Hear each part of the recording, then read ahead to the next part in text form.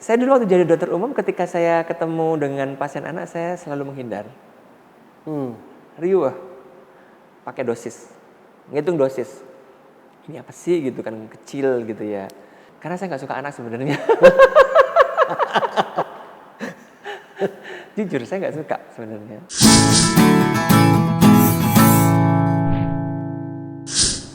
Assalamualaikum warahmatullahi wabarakatuh. Selamat pagi, siang, sore, malam, kapanpun lo nonton obrolan ini. Sekali lagi kembali di Ngobrolin Hidup bareng gue Ali. Belajar untuk menjalani hidup lebih baik. Gue selalu senang, selalu belajar dari banyak orang berbeda-beda. Dan kali ini gue juga sangat senang kedatangan tamu kita yang luar biasa. Ada Dr. Ardi Santoso, dokter spesialis anak. Apa kabar, Dok? Alhamdulillah baik Bang Ali. Terima kasih banget sudah meluangkan waktunya untuk Sama-sama. mampir ke sini dari Siap. Solo. Dari Solo, Jakarta untuk Bang Ali. Aduh, saya terharu loh, Dok. Dan jauh-jauh datang dari Solo, kita mau memaksimalkan, Dok, agar saya dan siapapun yang menyimak bisa belajar sebanyak-banyaknya dari dokter, dari perjalanan dokter juga. Iya. Gitu ya. Saya mau langsung aja, Dok. Setahu saya biasanya orang jadi dokter itu kan bukan kebetulan. Orang berprofesi dokter itu bukan kebetulan karena proses menjadi dokter kan cukup panjang, Dok. Panjang banget. Kalau misalnya kan ada orang pekerjaan, kebetulan nih lagi ada lowongan di sini, lu coba deh gitu. Orang bisa, tapi kalau dokter kan nggak ada. Kebetulan nih ada lowongan dokter, lu coba deh gitu kan, nggak semua orang bisa. Dan dokter mengambil spesialisasi anak. Apakah pertama tentang kedokteran itu memang sudah tertarik dari dulu dan kemudian sampai akhirnya ngambil spesialisasi ke anak tuh ceritanya gimana, Dok, kalau boleh tahu? Iya, saya dulu itu memang cita-cita dari zaman SMA ya menjadi dokter gitu. Saya kalau ditanya selain itu apa? Kadang-kadang kita kalau ikut ujian waktu itu MPTN ya, kan harus punya cadangan dong. Kan kalau nggak keterima di kedokteran gimana? Saya nggak mau waktu itu. Saya nggak mau, nggak ada pilihan lain selain kedokteran. Nggak ada pilihan lain karena maunya itu? Yes. Oh, karena maunya itu? Saya pokoknya fokus on track. Aku harus jadi dokter. Apapun keadaannya. Karena saya tipe orang yang tidak, tapi kebetulan saya nggak didukung dengan dari keluarga yang sangat berada, yang sederhana aja saya. Tapi itu bukan menghalangi saya untuk bisa meraih itu gitu. Saya juga nggak ikut bimbel, tapi saya punya sahabat teman dekat sekolah yang selalu jadi saya selalu minta tolong ke semua teman-teman saya untuk hasil bimbelnya mereka itu saya pinjem. Hasil bimbelnya? Iya, saya fotokopi buku-buku bimbelnya mereka, ada bimbel di sini untuk persiapan UMPTN gitu kan ya. Saya pinjem. Bahkan ada teman-teman saya yang satu bangku kelas itu selalu, Nuk ini ada, dulu panggil saya Nugroho. Nuk ada rumus baru nih, trik kayak gini. Karena saya nggak ikut bimbel gitu. Oh iya gitu. Jadi saya otodidak belajar sendiri. Tapi ternyata inilah hidup ya, rencananya Tuhan itu selalu sempurna. Ternyata begitu MPTN, pilihan saya pertama kedokteran, pilihan saya kedua kedokteran, saya swasta. Waktu itu nggak memungkinkan untuk ngambil swasta, dan akhirnya saya nggak keterima. Oh, dan nggak keterima dua-duanya? Nggak keterima, saya nggak keterima. Akhirnya saya sekolah D3 dulu sementara gitu kan ya. Tapi saya masih bergejolak kepingin nyoba di tahun berikutnya. Sorry saya potong, Dok. Berarti saya kalau kembali lebih jauh lagi, Dok, dari SMA sudah tahu kepengen kedokteran? Ya. Why? Apa yang melatar belakangnya itu? Karena saya ingin hidup saya itu bisa berbagi dengan orang gitu. Satu, saya kan orangnya agak perfeksionis. Menurut saya tuh semuanya tuh, saya memandang dokter itu perfect gitu. Bisa berbagi dengan orang, mungkin disegani, ya kan, dihormatin. Ya meskipun pada akhirnya itu fata morgana semuanya. Ya namanya juga masih sekolah gitu. Dan orang tua pun, lingkungan pun kayaknya juga nggak begitu support waktu itu, jujur aja. Nggak begitu support untuk jadi dokter atau nggak begitu support untuk apa? Iya, Jadi saya tetap harus struggle sendiri karena mungkin biayanya banyak, sekolahnya lama. Ngapain sih sekolah lama? Kenapa nggak kerja aja? Jadi pergumulan batin tuh ada sejak dulu itu. Jadi saya tuh ibaratnya struggle sendiri gitu. Karena saya pengen ya, namanya cita-cita itu nilai luhur yang nggak bisa dibatalkan kan. Saya nggak tahu, saya pengen berbagi pokoknya gitu. Sampai akhirnya nggak keterima tadi, sampai akhirnya saya mencoba di tahun yang berikutnya, tapi dengan effort yang lebih besar. Saya ingat banget itu momen yang nggak pernah saya lupain. Dalam waktu 3 bulan ini, saya setiap jam 4 sore sampai malam tuh nggak pernah pindah dari meja belajar saya. Saya belajar dari buku-buku kumpulan teman-teman saya tadi yang itu saya ulang-ulang, saya pelajari, saya latihan soal. Ribuan soal saya lakukan, saya latih. Saking takutnya, karena ini adalah yang kedua. Yang kedua saya coba gitu kan. Saya nggak punya bayangan lagi kalau sampai nggak keterima lagi saya. Hidup saya nggak punya gambaran gitu. Rencana Pokoknya, apa kayak plan B-nya nggak iya ada. nggak ada gitu. Tapi saya berdoa ya Allah dan saya struggle. Orang tua saya sudah kayak alah paling nggak keterima deh gitu. Ya mohon maaf ya ayah ibu saya kalau mendengarkan. Tapi itu yang saya rasain selama ini. Waktu itu harus diakui karena saya struggle sendiri. Saya berjuang sendiri. Mungkin mereka berdoa ya, tapi ya saya struggle sendiri gitu. Saya 3 bulan tuh nggak pernah beranjak. Sampai saya capek sendiri. Capek karena apa? Karena sudah selesai semua. Tapi saya tuh takut. Saya tuh takut. Allah itu ngelihat usaha saya tuh nggak maksimal gitu loh. Akhirnya saya ulang terus. Saya ulang terus. Nggak pernah berhenti sampai hari H. Nggak ada jeda, nggak ada waktu. Pokoknya tiap hari everyday dari Senin sampai Minggu. Karena saya takut Allah itu nggak ngelihat usaha saya nggak maksimal. Karena saya bertanya-tanya. Disebut usaha yang maksimal terhadap kita keinginan sesuatu tuh kayak apa sih? Kan saya nggak pernah tahu ya. Standarnya maksimal tuh kayak gimana sih gitu. Kan makanya saya sering tanya kepada teman-teman, apa sih standarnya maksimal tuh apa? Kalau saya itu saya ulang-ulang terus. Saya ulang-ulang terus sampai saya tuh jenuh, sampai saya tuh bingung apa yang harus saya kerjakan lagi. Ini udah selesai semua gitu.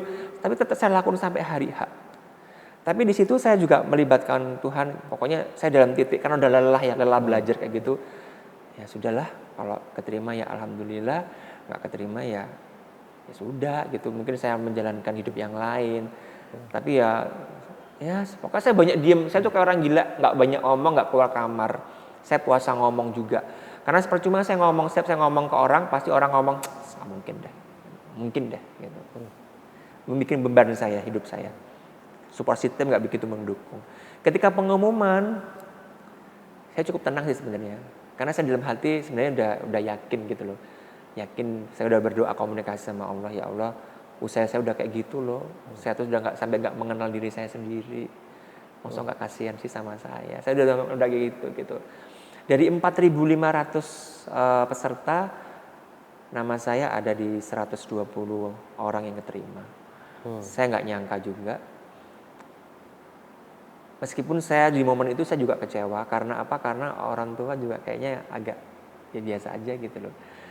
Karena memang gimana ya support systemnya kurang. Jadi pokoknya saya ya udahlah saya seneng gitu kan. Seneng ya udah akhirnya kita jalankan kedokteran pindah ke Solo. Dan kalau saya kan dulu waktu kuliah ekonomi, Dok. Iya. Pilihan jurusannya kan nggak banyak. Oke. Saya ada akuntansi, ilmu ekonomi, gitu ya, manajemen dulu. Kan. Nanti dalamnya ada spesialisasi lagi, cuman ada fokusnya lagi. Cuman kalau dokter ini kan banyak, gitu. Ada kedokteran, ini ada macam-macam. Iya. Yang membuat apakah dokter emang saat masuk sudah memang tahu nanti gue kepengen masuk nih ke dokter anak, spesialisasi anak, atau emang yang membuat munculnya keinginan untuk masuk situ tuh apa, Dok? Jujur sebelum saya lulus pun saya nggak waktu saya keterima kedokteran udah alhamdulillah banget. Saya sudah waktu itu kan saya sempat nazar pokoknya kalau sampai keterima saya akan abdikan diri saya, waktu saya untuk pasien akan saya jawab semua. Maka sampai detik ini pun kalau ada pasien WA saya, kontak saya pasti akan saya tolong. Karena itu bentuk dari nazar saya ya Allah. Karena kan menurut saya dokter ini ada titipan. Saya janji waktu berdoa dulu, saya tolong dong ya Allah, saya janji deh akan saya abdikan diri saya ini untuk ke arah sana gitu. Dan sampai sekarang pun coba saya mesti selalu berusaha ingat nazar saya itu. Saya nggak kepikiran spesialis. Wong waktu sekolah dokter umum aja orang tua saya ibaratnya lumayan effortnya. Nggak ada zamannya laptop, komputer, kendaraan, nggak ada. Tapi itu nggak membuat saya pantang menyerah. Saya ibaratnya saya nggak makan nggak apa-apa deh, asal saya bisa jadi dokter, nyelesain dokter ini. Cuma saya tipe orang yang nggak pernah menyerah dengan keadaan kan. Jadi waktu itu dan ya ada fase nakal-nakalnya adalah. Ini sebenarnya ya ada sisi lain waktu di Inggris macam-macam ya. Ada sisi nakalnya. Saya pernah jatuh ke titik yang terendah dalam masa kuliah S1 saya, di mana makanya saya selalu bilang ke orang tua, ayo dong dikenalkan konsep mengenal uang sedini mungkin kepada anak gitu. Mengenal, karena kita nggak selamanya orang tua ini bisa menjaga, kita nggak bisa selamanya menjaga anak kita kan. Hidup ini keras. Begitu saya lepas kos, dapat uang yang nggak sebanyak, tapi kan free ya, nggak ada yang ngatur, itu hidup udah nggak karu-karuan. Apa dok yang tadi bilang titik terendah kalau nggak keberatan untuk share? Nggak pernah belajar, lupa dengan perjuangan saya untuk mencapai itu di awal-awal itu. IPK saya pernah 1, loh, dan saya pernah terancam DO. Ini saya jujur aja, dan bukan karena saya nggak punya otak sih, mohon maaf, enggak. Tapi karena benar-benar saya nggak belajar, terlalu enjoy dengan first semester itu saya jalan terus nggak jelas gitu loh. Kayak hilang arah, namanya juga merpati bebas gitu gimana sih gitu loh. Karena saya nggak pernah saya orang rumahan kan, nggak pernah ditanggung jawab macam-macam gitu kan. Jadi nggak bisa jaga diri baik saya. Kuliah nggak pernah datang, sampai harus terancam itu. Begitu setahun, saya sempat bingung kok, apa saya harus keluar nih, masa sampai terancam DO sih 1 tahun gitu kan. Akhirnya saya harus kuliah ikut di angkatan yang berikutnya karena saya ketinggalan setahun. Itu udah saya mulai bangkit, saya mulai harus ini harus fokus gitu loh, nggak boleh kayak gini. Ingat, asal tuh ingetnya gini, kalau saya pingin lagi down gitu, saya langsung jalan-jalan ke rumah sakit. Pokoknya setiap saya nggak punya semangat, saya selalu jalan-jalan ke rumah sakit. Saya lihat pasien, saya mampir ke ICU, saya lihat, ya Allah, ternyata manusia itu kalau sakit seperti itu gitu, kita nggak selamanya bisa sehat. Saya ingin jadi bagian yang bisa membantu mereka. Itu bisa semangat gitu. Akhirnya saya belajar lagi, menerima keadaan, karena nggak mudah kan seorang saya yang tiba-tiba kuliah ikut adik kelas tuh kan gengsinya gimana sih, ya kan? Itu bukan hal yang mudah bagi saya, harus struggle. Sedangkan orangnya saya tuh orang yang on straight, yang gitu tiba-tiba. Tapi akhirnya saya berkompromi dengan diri saya sendiri, memberontak. Saya berontak diri saya sendiri. Saya cat rambut saya dengan warna merah waktu itu. Saya ingat banget. Mungkin teman-teman yang dengerin angkatan saya tahu. Ardi ini nyeleneh dalam arti saya tuh ini ya it's me gitu kan. Ini aku gitu loh. Aku mau ngedobrak gitu. Aku nggak mau terjebak di dalam pola pikir saya bahwa semua itu harus lurus. Gitu kan. Udah lah, rambut saya merah, beneran merah. Pakai gel tinggi gitulah pokoknya. Saya tuh kayak gitu dulu. Dari kejauhan tahu itu Ardi itu pasti. Gitu. Dan ternyata dengan belajar saya tuh ya Allah, saya waktu belajar ngulang semester itu, ngulang yang pelajaran sebelumnya, ternyata semua itu ada di buku loh sebenarnya. Saya kemana aja selama ini gitu. Dan saya muter otak, beranjak untuk move on ya. Keterbatasan nggak menjadi halangan. Bahkan saat itu jangan ditiru tapi ini karena saya telat setahun, banyak waktu luang, saya sempat menerima mengerjakan. Ini boleh disebut nggak sih saya ngerjain skripsinya orang, ngebantu ngerjain skripsinya orang. Jadi itu sampian saya. Jadi saya bantuin skripsinya orang. Tapi saya nggak punya komputer kan. Jadi saya harus pinjam komputernya temen. Pokoknya alhamdulillah temen saya itu, temen kos tuh support sistemnya keren banget gitu. Meskipun saya nggak pernah punya kendaraan, tapi saya ke kampus selalu ada kendaraan diantar mereka. Apa itu ada aja gitu loh jalannya. Pokoknya nggak ada halangan, mau jalan kaki saya jabanin deh, mau harus ngapain saya jabanin deh demi itu. Nah kembali ke tadi dok, yang masuknya ke spesialisasi anak itu latar Anak belakangnya ya. apa? Karena saya nggak suka anak sebenarnya. Jujur saya nggak suka sebenarnya. Tapi saya dulu waktu jadi dokter umum ketika saya ketemu dengan pasien anak saya selalu menghindar. Riuh, pakai dosis, ngitung dosis. Ini apa sih gitu kan, kecil gitu ya. Dan saya nggak tegaan sama anak kan. Tapi itu justru tantangan buat saya untuk mempelajari kenapa sih saya nggak suka. Saya tipe orang yang suka tantangan. Akhirnya saya ambil itu. Saya ambil anak, saya dalemin, saya lawan semua rasa yang saya nggak suka. Wah di hidup saya tuh kayak gitu ya guys. Maksudnya ya nggak mau di zonanya. Saya bukan tipe orang yang suka di zona nyaman. Saya nggak suka banget anak. Saya jalani, ternyata gampang loh anak itu. Ternyata ya passion saya di sana sebenarnya. Jadi Ternyata nggak suka tuh di awalnya, dipikir nggak suka, tapi setelah itu ternyata saya mau mengalahkan itu. awalnya mau mengalahkan rasa nggak suka. Kenapa sih saya nggak suka? Saya harus bisa dong gitu. Adepin aja deh nih. Ini harus saya beresin ini. Kok kan nggak mungkin dokter tuh pilih-pilih pasien nggak mau anak gitu. Ini kenapa sih kok saya jadi momok gitu kan? Udah saya dalemin aja, saya ambil anak. Alhamdulillah semuanya lancar.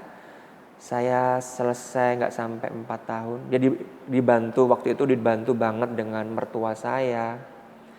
Orang tua saya support banget. Kalau nggak ada beliau-beliau 4 orang tua saya ini, saya juga nggak akan bisa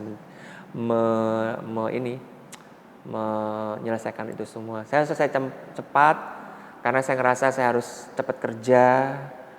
Di saat orang-orang nggak mau jaga di rumah sakit ketika besok ujian, saya malah milih yang jaga.